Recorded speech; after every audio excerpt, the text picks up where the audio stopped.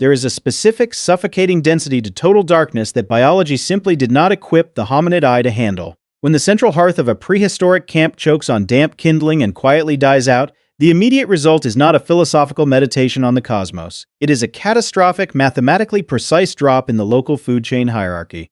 The extinction of the flame instantly strips the naked ape of its only artificial defense mechanism, reducing an apex predator back to a highly anxious, soft-tissued calorie deposit wrapped in an easily puncturable membrane. A dead fire is, quite simply, the fastest biological demotion in the Pleistocene. The physics of a prehistoric night without thermal and visual cover are brutally straightforward. Heat dissipates from human skin at an alarming rate, demanding an immediate caloric tax just to keep organs from shutting down. Yet, the thermal crisis is vastly secondary to the catastrophic collapse of group security. Fire is a spatial anchor. Without it, the visual radius shrinks to absolute zero. At this exact moment, the sheer incompetence of early human night vision becomes a fatal liability.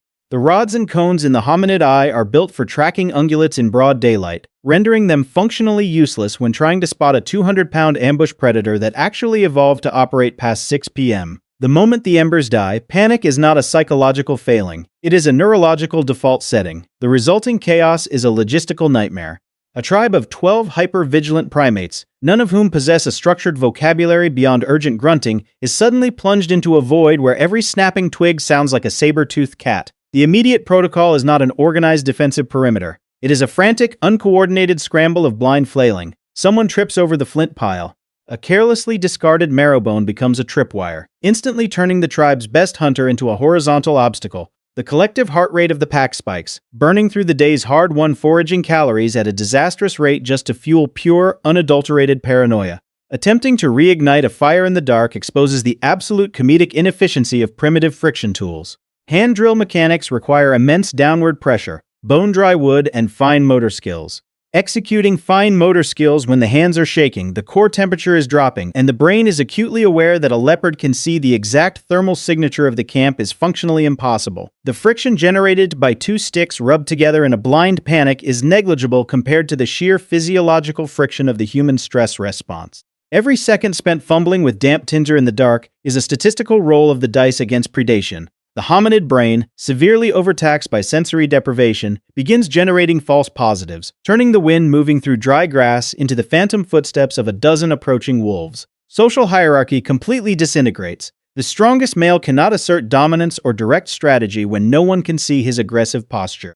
Leadership dissolves into a localized competition of who can hyperventilate the quietest. Surviving this catastrophic failure of infrastructure required stripping away all higher-level cognition and defaulting to the ugliest, most brutally pragmatic instincts available. They did not outsmart the darkness, and they certainly did not fight it off with heroic last stands. They survived a dead fire by weaponizing sheer huddled mass. The biological solution to sudden hypothermia and predation is to immediately collapse the perimeter, pressing bodies together in a dense knot of shivering muscle. It is the tactical geometry of desperation. By forming a tight organic cluster, the outer layer of bodies acts as a fleshy shield and a highly sensitive kinetic alarm system, while the inner core desperately tries to retain enough basal heat to prevent freezing. If a predator actually tests the group, the defense is not a coordinated spear volley. It is a unified, deafening explosion of sheer auditory terror, hissing, screaming, and wildly swinging heavy sticks into the void, banking entirely on the mathematical hope that the attacker decides this chaotic mass of bad breath and flailing limbs is simply too embarrassing and exhausting to hunt. Survival in the absence of fire is a raw math equation. It relies on being just aggressive and loud enough to lower the predator's return on investment. There is no triumph here, no evolutionary masterstroke. There is only a shivering, exhausted pack of primates outlasting the night purely because their collective panic made them too physically annoying to eat.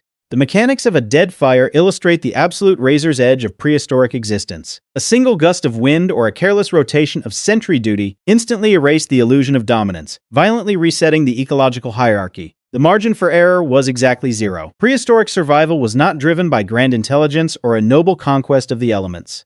It was sustained by a paranoid, exhausting obsession with keeping a pile of dry sticks slightly warmer than the surrounding air. When that failed, the only backup plan was to huddle in the dirt, scream at the shadows, and wait for the rotation of the earth to bring back the sun. The next morning, the pack will wake up sleep-deprived, biologically taxed, and nursing bruised ribs from friendly fire, only to immediately begin gathering more wood so they can repeat the exact same fragile, terrifying cycle all over again.